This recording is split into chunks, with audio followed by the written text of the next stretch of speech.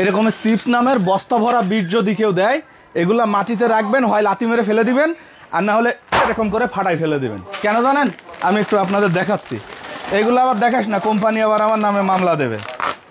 আমি একটু আপনাদের দেখাই যে এইগুলা কেন করবেন। হ্যাঁ, আমার পিঠের দিকটাতে আপনারা দেখতেছেন, কারণ এই যে প্যাকেট খুলে আমি বাইর করলাম। সাগর, গ্যাস লাইটটা করে, গ্যাস লাইটটা একটু দে। এই যে সৈকত একটু নিচু হ। এই বিষের প্যাকেটে লাথি মারছি দেখে আপনি হয়তো অখুশি হয়েছেন যে ভাই খাবারে লাথি মারলেন কেন। এটা খাবার না, এটা পয়জন। এই পয়জন দিনের পর দিন আপনার শরীরে ঢুকতেছে, আপনার বাচ্চার শরীরে ঢুকতেছে। সেই কারণে আপনার বাচ্চা, আপনি সবাই মিলে একটা দেশ পঙ্গুত্বে বরণ করতেছে। আমার বাচ্চাটা আলহামদুলিল্লাহ সুস্থ, একটুখানি সুস্থ হয়েছে, দোয়া করবেন। এই রকমের এক প্যাকেট চিপস নামের বিষ খেয়ে আমার বাচ্চাটা অসুস্থ হয়েছিল। কেন জানি আমি একটা ইউটিউব ভিডিওতে দেখলাম, দেখে আমার যেন মনে হলো যে আমিও একটু চেষ্টা করে দেখি। একটু আগে আমি লাথি মেরে একটা ফাটায়া দেখলাম যে আসলে ঘটনা সত্যি। একটুখানি আমি আগুন দিচ্ছি, এতে দেখেন, এবং সেটা কি পরিমাণ জ্বলতেছে একটু দেখেন। আপনি একটু দেখেন।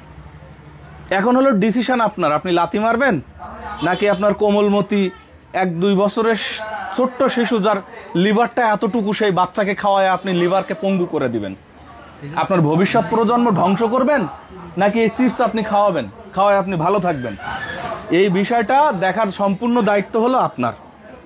আমি তো ভাই শপথ করছি আমার বাচ্চাকে আর কখনো খেতে দিব না।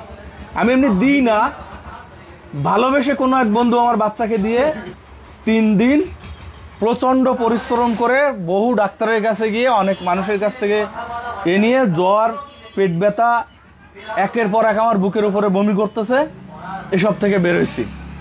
দয়া করে আপনি যদি আপনার ছোট্ট শিশুর ভালো চান, এই বিষ ওদেরকে আর খাওয়ায়েন না।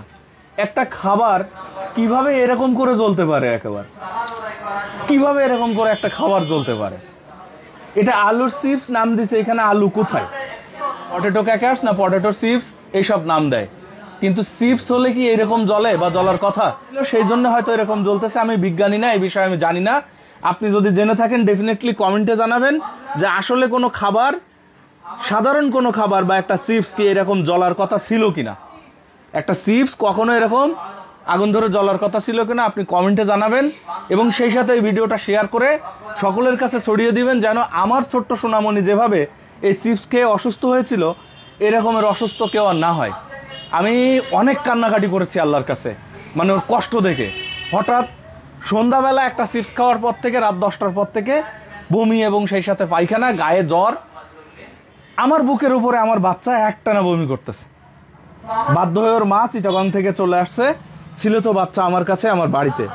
একটা খাবার কি এরকম ভাবে জ্বলা সম্ভব কিনা, এই প্রশ্ন আমি আপনাদের কাছে রেখে যাচ্ছি, যেটা কমেন্টে আপনারা জানাবেন।